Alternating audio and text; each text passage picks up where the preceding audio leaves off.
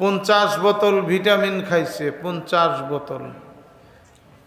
চেহারা তাগড়া হয়ে গেছে, স্বাস্থ্যের উন্নতি হয়ে গেছে। একদিন মনে করল 50 বোতল ভিটামিন যখন খাইছি, একদিন 1 চামচ বিষ খাই। এই যে ভাই আবার হাসতেছে বড় মিয়া। কি খাইছে?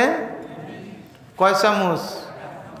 50 বোতল ভিটামিন খাওয়ার পরে 1 চামচ বিষ খাইলে কোনো ক্ষতি হবে না? না, কথা বলে না, দেখেন হবে। কেমন ক্ষতি হবে?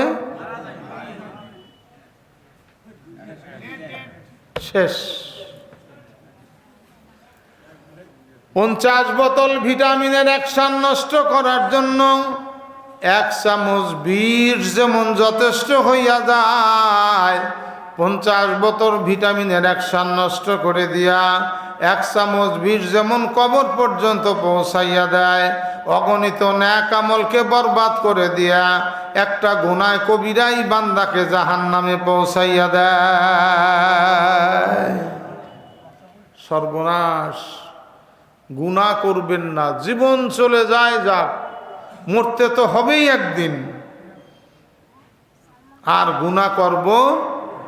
বলেন আস্তাগফিরুল্লাহ রব্বি মিন কুল্লি যামবিন ওয়া আতুবু ইলাইহি লা হাওলা ওয়ালা কুওয়াতা ইল্লা বিল্লাহিল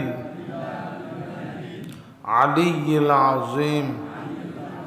ইয়া আল্লাহ, আমি তওবা পড়ছি, ছোট বড়, জানা অজানা, ইচ্ছায় অনিচ্ছায় যত প্রকারের গুনাহ করেছি, সমস্ত গুনাহ হতে তওবা পড়ছি।